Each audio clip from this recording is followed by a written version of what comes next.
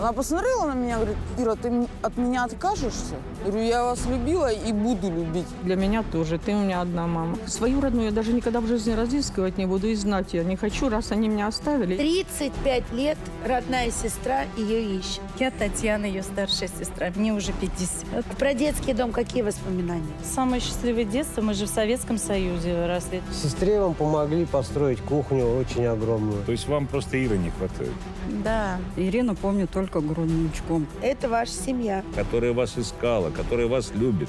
Я не совсем была готова встречаться. И бухаете по-черному. Но если 2 банки пива для вас это по-черному, Вы отекшие сидите сейчас. Какие 2 банки пива? Сейчас она сидит. Как мама. Я вам могу предложить, как врач-нарколог, полный спектр наркологической помощи. Ты идешь на реабилитацию или нет?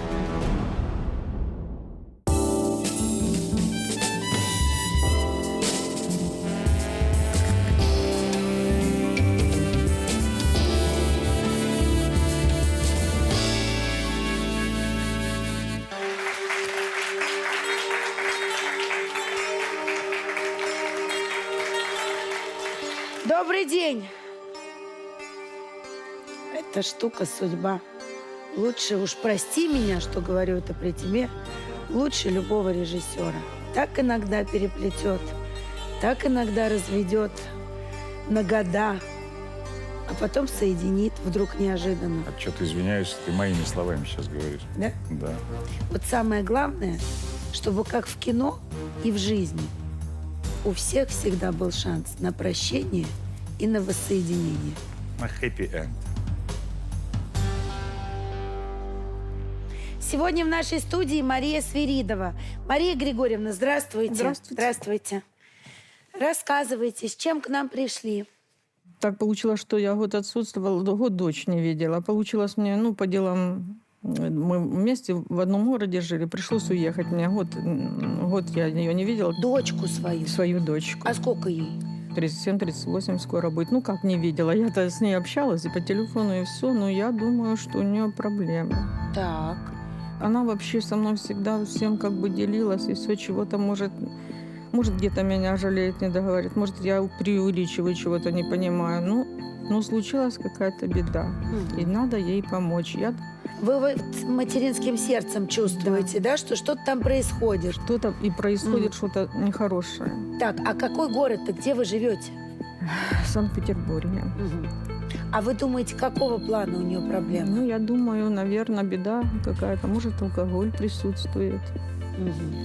И она же еще, она сама врач по специальности, она же и сама больше этого понимает, и она может еще, что-то начнет говорить, она скажет: я ж врач, а сама там знаю и понимаю. Куда ты лезешь? Ага. Да. Она врач скорой помощи, она закончила Новосибирский университет медицинский, по педиатрии факультет, ее сагитировали на скорую помощь, она такая шустрая, она говорит: кабинетная работа не моя, и она все на скорой помощи, врач скорой помощи.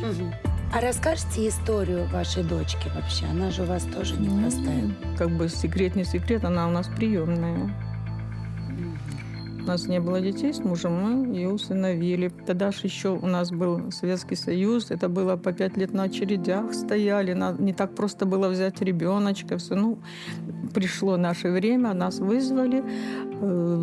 Узьян, этот дом находился, Узьян, то ли деревня уже, то ли поселение, Белорецкий район, Башкирия это.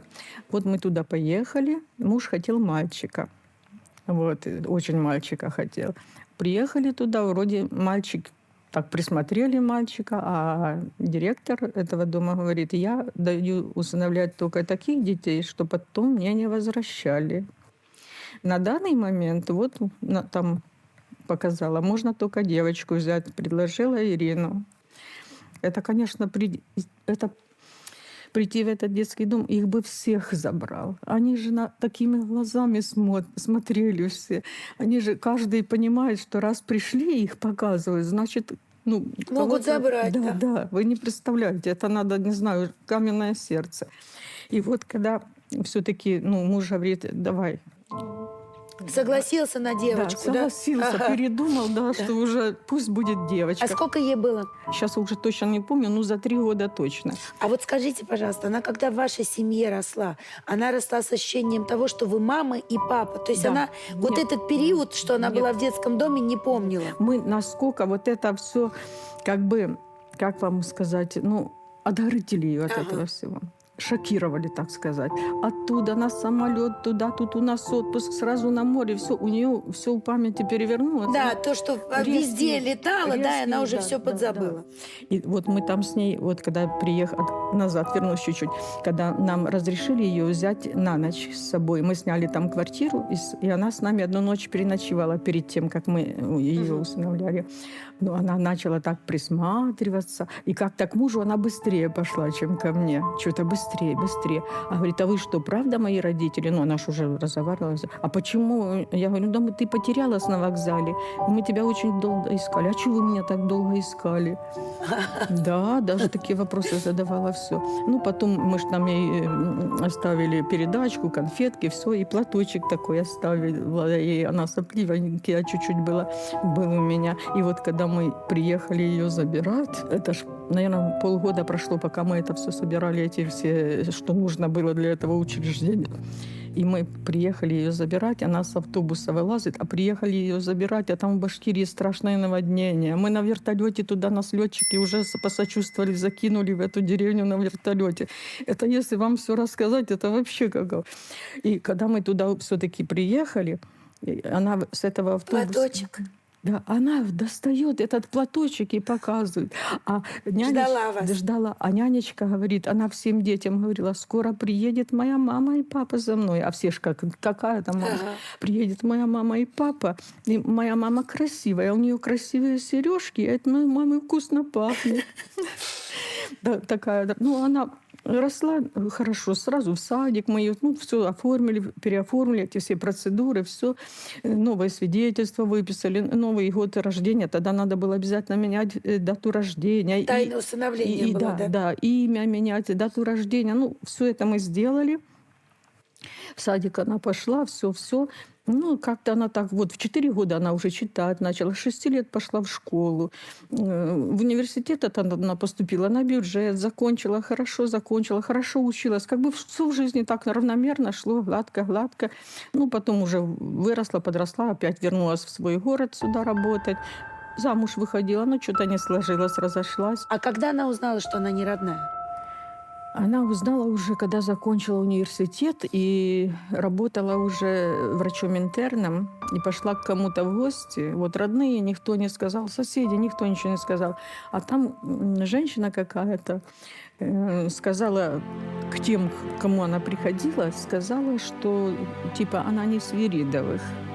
Ну, это ж не утаишь, город там маленький, Ноябрьск. А сколько ей лет было? Ну, я же говорю, она уже закончила университет, это сколько ей было, года 22, наверное. Ну, уже, слава богу, что это случилось Взрослая не в уже была, 14, да. там, не в 13 и так далее.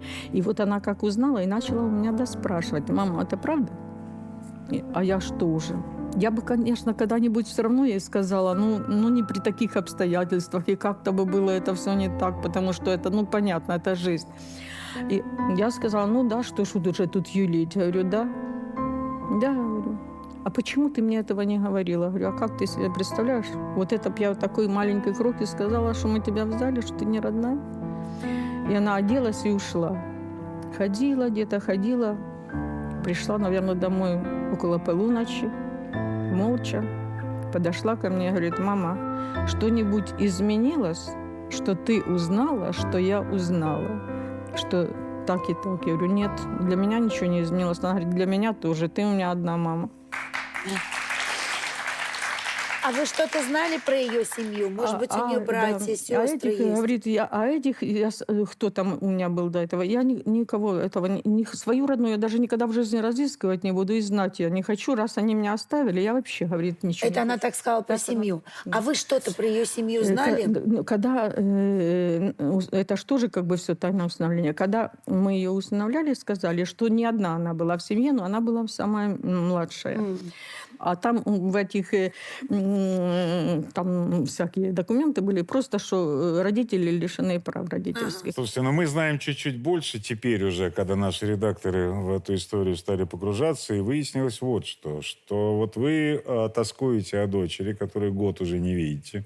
Причины мы, наверное, поймем. Но, смотрите, к нам в редакцию недавно пришло обращение. Вот такое. Давайте посмотрим. Я, Рябова Татьяна Владимировна, ищу свою родную сестру Рябову Ирину Владимировну. Уже много лет я ее разыскиваю, но не могу найти. Я дочь Андрияновой Валентины Николаевны и Рябова Владимира Петровича. Когда их лишили родительских прав, нас отправили в детский дом в 1986 году, в марте. Ирину оставили в больнице Пузяник. Ее следы теряются в Ноябрьске. Сейчас Ирине уже ближе к 40 годам. Так хочется мне ее найти, куда только мы не обращались, но нигде ответа нету. Это получается, они ее ищут еще с Да. тех пор, как мы... Да, Боже. 35 лет родная сестра ее ищет. 35 Боже, лет. Бедняжка. И ей-то, наверное, досталось, она-то старшенькая, она это все пережила, все это, боже. Вот Давайте- сейчас мы у нее и спросим. Да, давайте ее позовем и спросим у нее.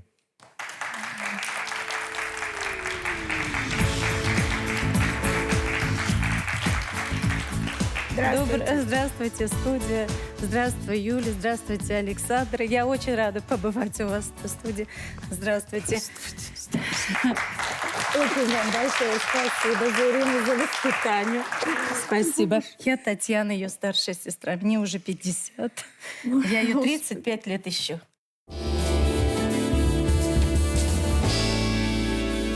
А расскажите нам, как это все произошло? Это произошло так, родители пить начали, а пить они начали после того, как убили старшего брата. А как? Он пошел к другу, они там компанией дружили, и вот он, Валера. Вот он, старший брат наш. Вот одна единственная фотография у нас осталась. И у него, у друга, папа кинул вилы. Тогда, если вы знаете, я, можно покажу. Такие вилы были, 3 таких крючка. И ему в один бок зашло, в другую вышло. Все. Он упал с велика, говорит, поджал бок, как я помню, как мне рассказали, потому что я сама была маленькая, мне, наверное, 10 было. Вызвали скорую из Белорецка, его увезли. Какое-то время прошло, ему операцию сделали, вторую операцию, но тут уже поняли, что уже все. И он умер. Я пришла домой, я ничего не поняла. Родители до такой степени были пьяные, я была в шоке. Это правда, что они даже на похороны вы же еще пришли? совсем Да, они не молоденькая. были на похоронах, занимались, а мы с бабушкой. А я подошла, я говорю, вы, такое горе, там, умер. И маме говорю, мам, ты что, нас же еще 5, 4, 5. И она мне говорит, вот когда у тебя будут свои дети, ты кого-то потеряешь, ты тогда меня поймешь. Я говорю, не таким вот образом. А сколько ему было, Валерий? Тогда ему лет 16 было. Ага, то есть вы были после него. Да, я Он была- самый старший, вам тогда было 10, а Да. все остальные еще младше. Маленькие, они там друг за дружкой. Когда нас забирали в детский дом, одно мне бабушка сказала, Таня, ты самая старшая, я вас очень прошу, не обижайтесь. Я вас воспитать не могу, мне там 75, по-моему, было 78, уже возраст. Конечно, вам будет лучше в детском доме. Да, мы выросли в детском доме, мы все в люди вывелись. Где только мы не были. Я очень благодарна своим А воспитателям. как так получилось, что вас разделили? А когда уже лишили родителей, нас отправили в Башкирию, в детский дом в Октябрьске мы были. А Ирина осталась в больнице. Потом какое-то время пришло, я узнала, что она была изначально, ее поместили в дом грудничка в Уфу. И потом я приезжала, уже мне, наверное, лет 16-17, я в детский дом приезжала, а мне ее выводили. А вы-то сейчас как живете? Она этого не Очень помнит. хорошо. У меня у самой приемной детки 4. Ого. Ну, вот смотрите, Сергей Рябов, это ваш младший брат. братишка, Да. Значит, он и рядом с вами постоянно, и частый гость в вашем доме, и сейчас к нам приехал. Давайте его позовем. Сергей, идите к нам. Здравствуйте, студия. Здравствуйте, ведущая. Здравствуй, Мария. Я рад очень с вами познакомиться. Здравствуйте. Садитесь. Вам-то сколько было, когда вы в детский дом попали? 2 годика. Ой, так Ой, вы не тоже помните, наверное, маленький. ничего, да? Родители вообще не помните? Нет. Но вы росли же все вместе, правильно Да, же? конечно. У вас была возможность и общаться в детском доме, да? Там Да, и да, друг да. за друга, наверное, Ну да. держались, помогали А друг другу. вы изначально, вот когда с родителями жили, где росли-то? В Узяне. Узяне. С Узян родителями, это село, да? Да, Да. да, да. Мы побывали с Татьяной Да, на вашей родине общей. Давайте посмотрим.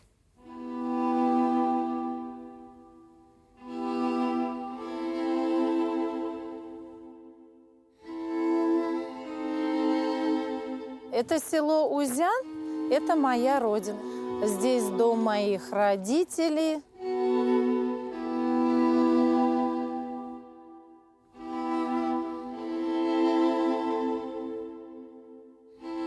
Вот здесь и был вход, и здесь было высокое крыльцо. Ворота, вот они даже упали. Здесь вот палисадник был. Здесь как сарай был, бабушка держала, я помню, мамина мама, овечек. Мне вот интересно, я зайду, наверное, немножко. Печка есть ли, нет ли? Здесь и переделано, но печка есть. На этой печке мы маленькие спали.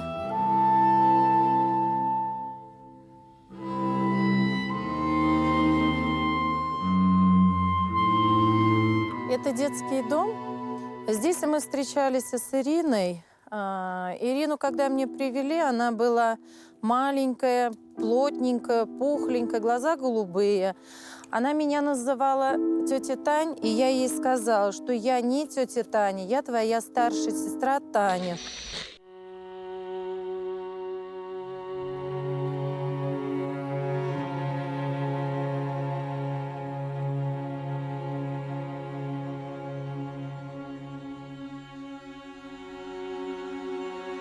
Хотела найти могилу своей матери. Думала, я ее здесь найду.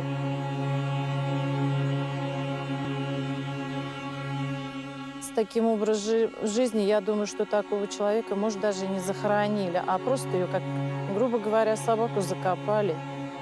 А у вас как жизнь после детского дома сложилась? У меня, я работаю строителем.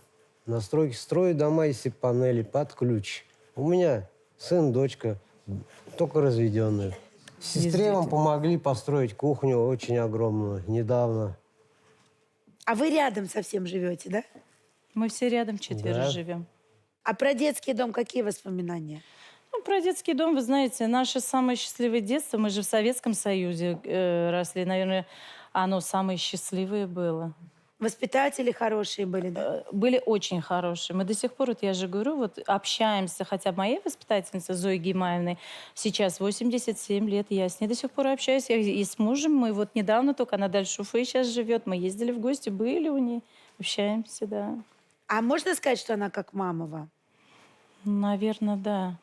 Вы знаете, Татьяна, я скажу вам так, что я сам с самого рождения вырос в детском доме, воспитывался. И мне больше всех было приятно услышать от вас о том, что как вы благодарны воспитателям, которые вас воспитывали. Я очень искренне рад, что есть такие выпускники, которые помнят, которые ценят, которые благодарны. Поверьте мне, для воспитателей сегодняшнего поколения детских домов это очень приятно. Это бальзам на душу, что есть люди, которые благодарят за ту работу, которую они делают для детей. Слушайте, а вот сестра ваша Наталья тоже недалеко живет? Да, Наташа Да. тоже недалеко. Мы все, вот, все четверо, мы все рядом живем. То есть вам просто Иры не хватает? Хорошо, недалеко да. друг от Мы друга. все друг. Давайте Наташу позовем в студию, она тоже к нам приехала.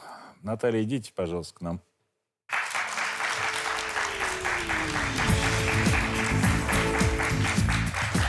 Мария, спасибо вам за Ирину. Здравствуйте. Наталья, а вам сколько было лет, когда вы в детский дом попали? Мне, наверное, было 6 лет. А вы что помните? Вот Я про её маму, помню. папу. Маму, папу-то я помню, но смутно. Ирину помню только грудничком. А вот когда родители уже лишили родительских прав, когда вы уже жили в детском доме, хоть кто-то из них вас когда-нибудь навещал, приходил?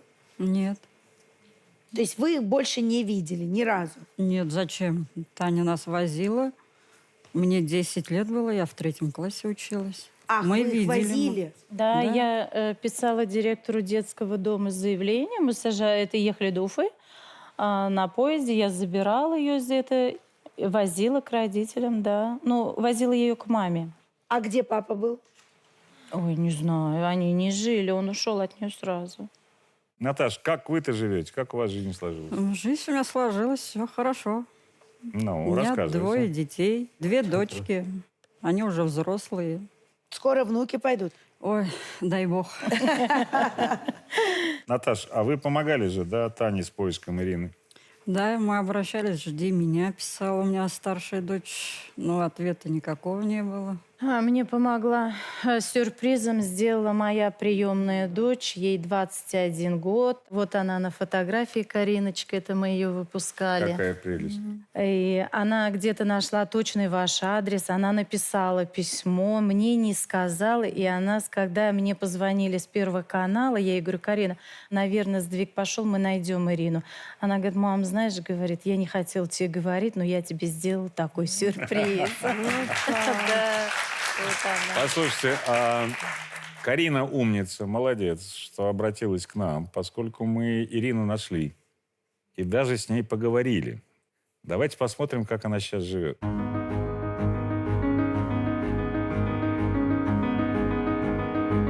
Мне было 23 года. Я поняла, что что-то не сходится. Что у мамы, что у папы голубые глаза, а я зеленые.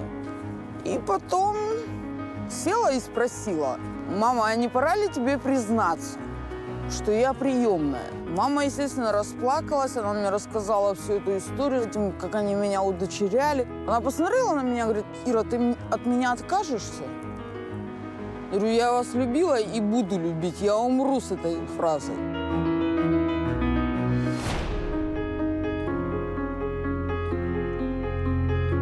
Живу я здесь 7 лет уже в этой квартире. У меня есть небольшая коллекция скорой помощи. Для меня это важно, потому что я больше 10 лет отработала на скорой помощи. И я смотрю на них, и вот у меня в памяти, как я вот со смертью билась. Это мой Сережа.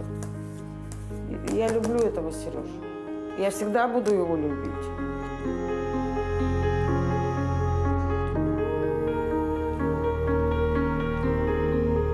Это мой первый пациент.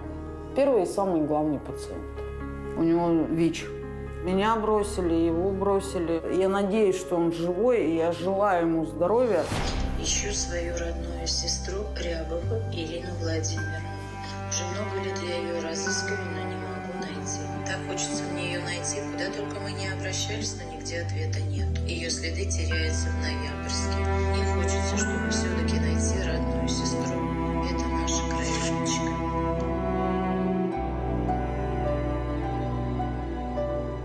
Я ее год уже не видела.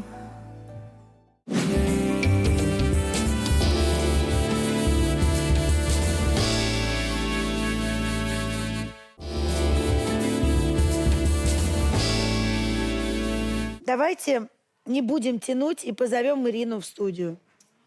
Даже не Ирина, представляю, идите как. к нам. Ирина к нам идет. Сейчас она выходит, она не знает, что ей делать.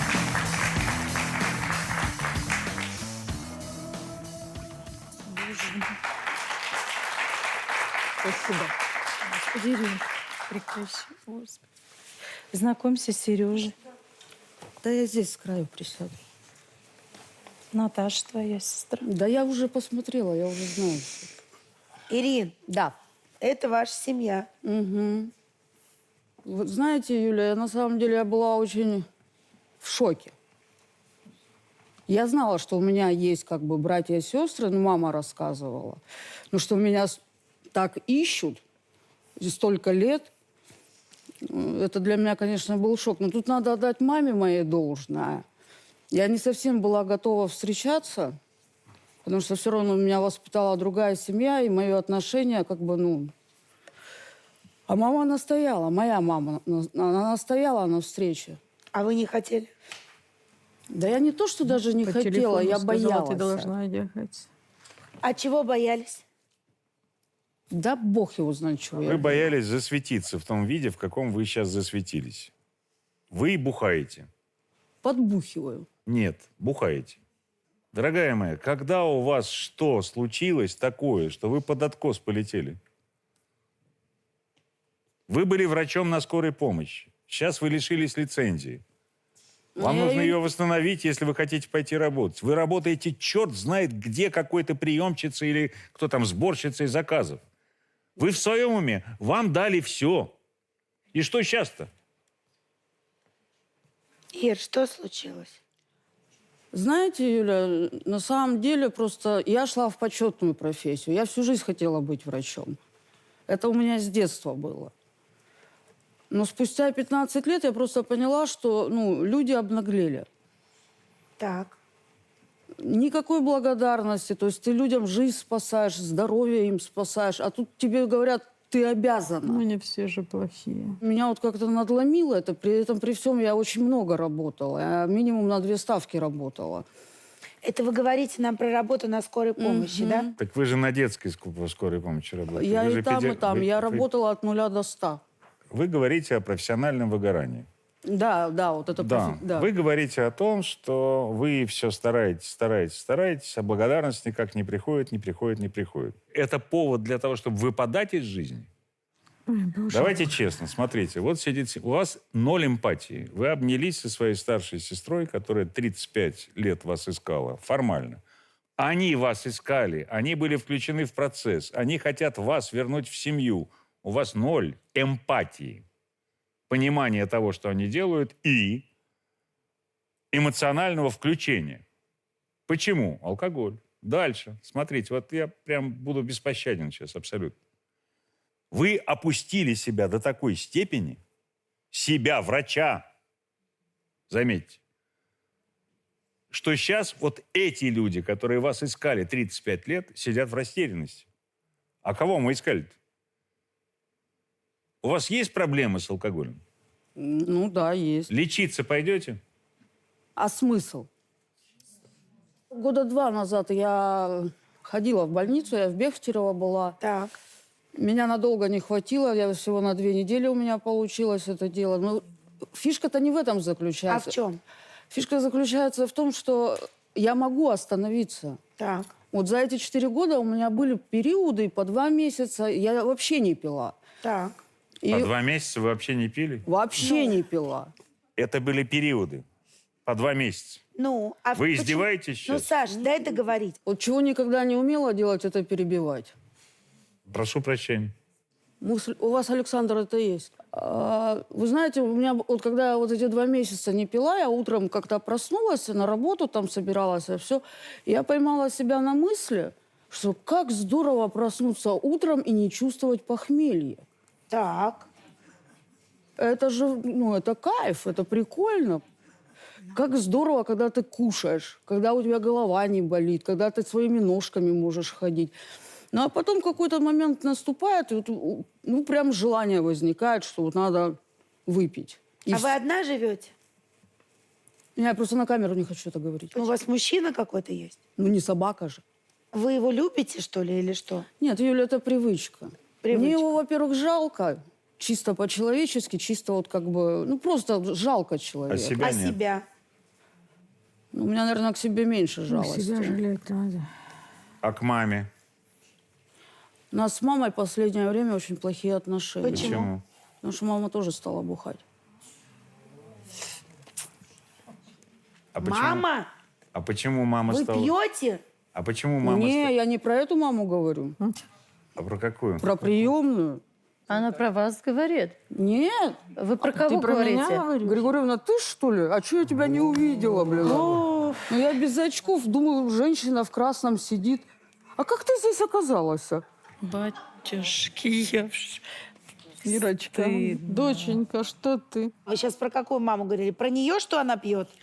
Да, Она пьет? периодически, да. Вот она в Ноябрьске живет. Мы с ней каждый день на связи. И периодически я прям по голосу слышу, что Это нетрезвая. уже вообще. Ну, вообще-то это она к нам обратилась, потому что вы живете не в Да пусть Ноябрьске, а говорит, в что хочет. Это Петербурге. вот ко И мне. бухаете по-черному, как Мама говорит если ваша пила, мама. Не, я ж не мама говорю, пьет, что она такую по-черному воспитала, бухает. мама. Вы-то по-черному? Что вы, и квартиру... Слушайте, ну если 2 банки пива для вас это по-черному... Ой, ладно, хватит врать, а? Какие 2 банки пива? Вы же врач. Вы знаете, что отеки у женщин на лице возникают после употребления определенного количества, определенное время. Вы отекшие сидите сейчас. Какие 2 банки пива? А вас мама также пила?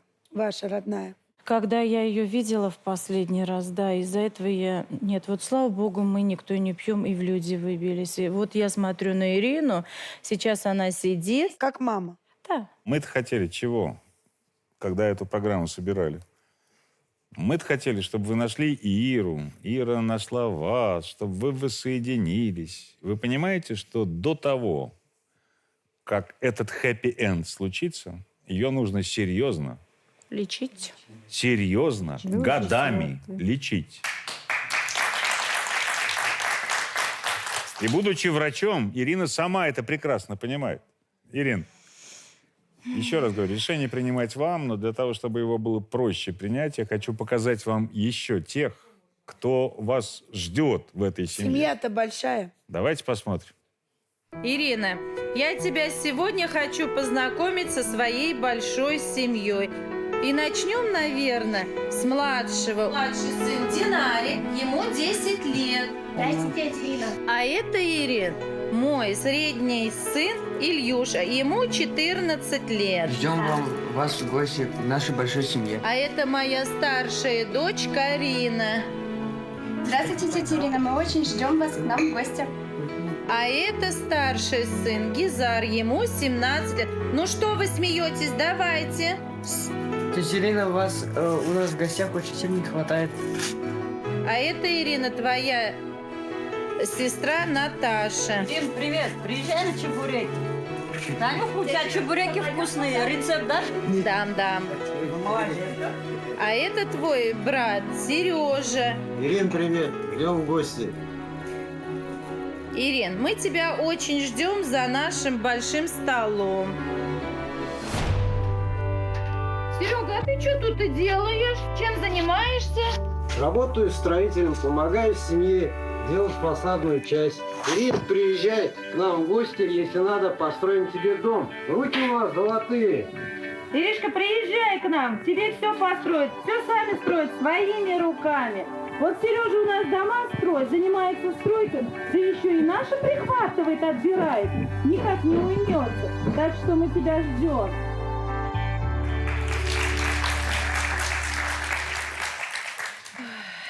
Ну, Александр, дальше слушаю вашу мораль. Какая у меня мораль может быть? Отчитывайте меня как девочку. Вы сказали, в чем смысл, да, Ирин? Поэтому я задам вопрос, вам вообще жить-то хочется? Сколько вы планируете еще прожить? Вот вам 38 лет. Сколько Бог даст. Ну, вы же знаете, есть такая Бог вам пословица. ничего не даст. На Бога надейся, сам не плашай. Да. Потому что вы же доктор, ну, врач, вы же понимаете, что продолжительность жизни очень сильно зависит, в первую очередь, от образа жизни вашего. И если вы останетесь в том же режиме алкоголизации, в котором вы находитесь в данный момент, ну, вам физически жить осталось недолго, скажем так. Вот. Я вам могу предложить, как врач-нарколог, полный спектр наркологической помощи, начиная от детокса, заканчивая реабилитацией. Ну, все, что нужно. Здесь, в Москве? В Москве, да. Ир, Но, понимаете, я вот почему не могу обратиться к наркологу, все-таки я так думаю, что рано или поздно я вернусь в медицину. В реабилитации наркологов не будет.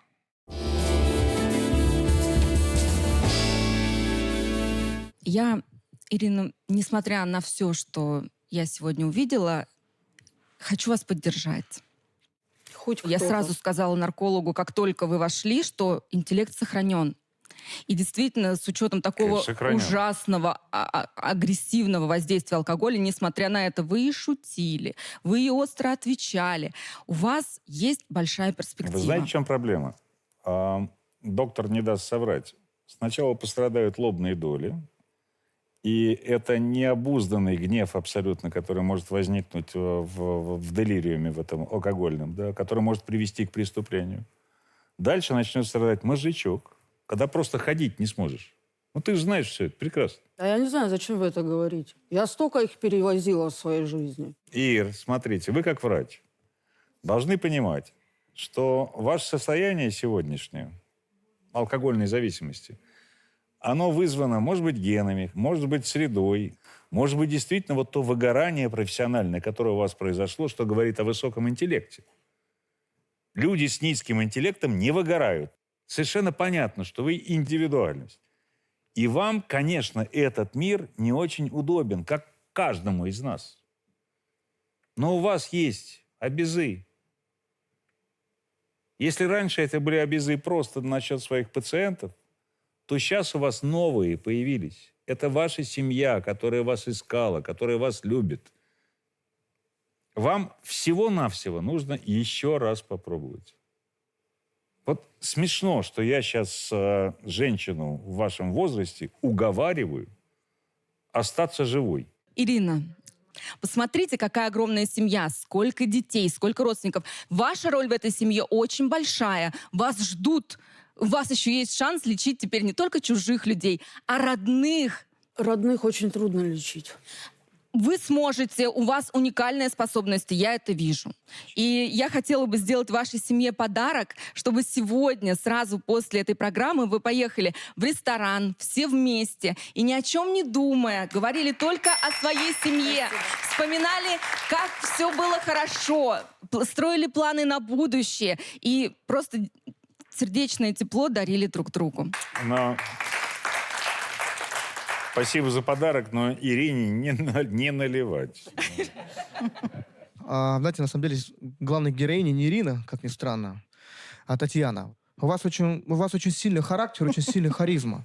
Вы сможете, я знаю, вы сможете. И, знаете, это очередной ребенок, который просто нужно немножко дать, знаете, просто дать по попе, чтобы она поняла, что это такое. Пусть она будет где-то даже, знаете, как многие говорят, абузы, но это ваша родная кровиночка. Ну да. Ирин, а какие еще у вас страхи? Вот почему вы сейчас думаете, раздумываете и за что переживаете? А почему вот вы на видео говорите, живете с мыслью, что вас бросили, да? У вас нет вот это чувство благодарности, что вас взяли, Вас что рядом нашли. с вами, да, нашли. У вас замечательная мама, которой вы нужны, она уже у вас взрослая, и вы ей нужны, хотя бы это уже смысл вашей нормальной жизни, да? То есть поэтому вам нужна помощь психиатра для того, чтобы он помог вам разобраться, где у вас хорошо и где плохо. Мне кажется, что и ее поменяйте просто избаловали вообще. в пух и прах. Избаловали. Принцессу вырастили. А принцесса на бабах. Поэтому ее и прет сейчас так. Пахать до конца дней. Маму целовать до конца дней, потому что она тебе дала это образование и, по сути дела, сохранила нормальную жизнь. Родню свою, которая тебя искала 35 лет. Ты идешь на реабилитацию или нет? Ну, давайте попробуем.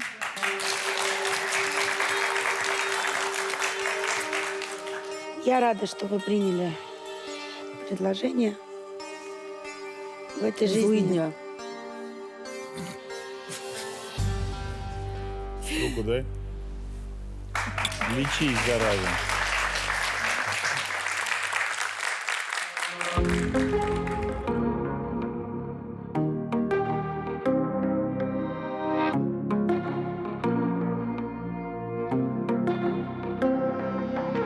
Мы меняем адреса, мы меняем номера, иногда меняют даже нас на другие имена, на другие голоса, на других людей меняют нас.